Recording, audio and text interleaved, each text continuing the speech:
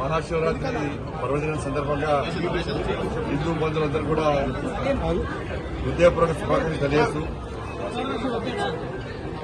మీరు మీ కుటుంబాలు నిండు నూరేళ్లు ఆయన ఆరోగ్యాలతో చెప్పి మీ కష్టాలను తెలివయ్యే ఒక ప్రశాంతమైన జీవితం గడపాలని చెప్పి ఆ స్వామివారిని వేడుకోవడం జరిగింది.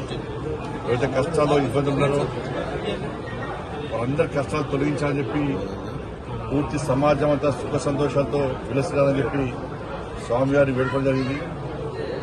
వాళ్ళ మహాశివరాత్రి సందర్భంగా వేలాది మంది భక్తులు రోజు పవిత్రమైనటువంటి దక్షిణ కాశీగా పిలువబడే వేములవాడ పుణ్యక్షేత్రానికి ఇతర దేశాల నుంచి కూడా ఇతర రాష్ట్రాల నుంచి కూడా వేలాది మంది భక్తులు వస్తూ ఉంటారు.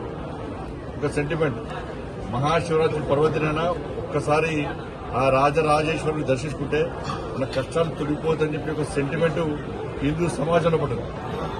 అందుకే ప్రతి ఒక్కరు ఈరోజు స్వామివారి దర్శనం కోసం వస్తుంటారు. అందరూ కూడా దర్శనం ఇవ్వాలని చెప్పి స్వామివారిని పెట్టుకోవడం జరిగింది. ఎందుకంటే మన ప్రియతమ నేత నరేంద్ర మోడీ గారు అంతకుముందే శక్తివంతమైన దేవస్థానం. ప్రియతమ నేత నరేంద్ర మోడీ గారు, దేశ ప్రధాని నరేంద్ర మోడీ గారు ఈ పుణ్యక్షేత్రానికి వచ్చి ఆ రోజు దర్శనం చేసుకున్న తర్వాత దేశవ్యాప్తంగా ఒక చర్చ జరుగుతున్నది. ప్రతి ఒక్కరు కూడా దేశవ్యాప్తంగా హిందూ సమాజంతో కూడా ఒక్కసారైనా వేములవాడ పుణ్యక్షేత్రానికి వెళ్ళాలి. మోడీ గారు కూడా వెళ్ళి దర్శించుకున్నారు.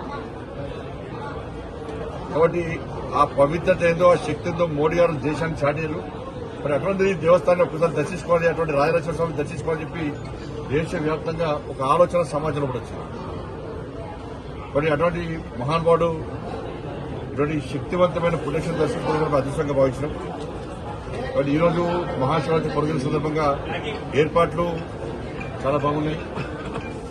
ఈవో గారితో పాటు సిబ్బంది అందరూ కూడా, పోలీస్ సిబ్బంది కానీ, ఇటు రెవెన్యూ సిబ్బంది కానీ, ఇటు సేవా సంస్థలు కానీ, దేవస్థానం యొక్క సిబ్బంది కానీ, పాత్రికేయ మిత్రులందరూ కూడా హృదయపూర్వక అభినందనలు.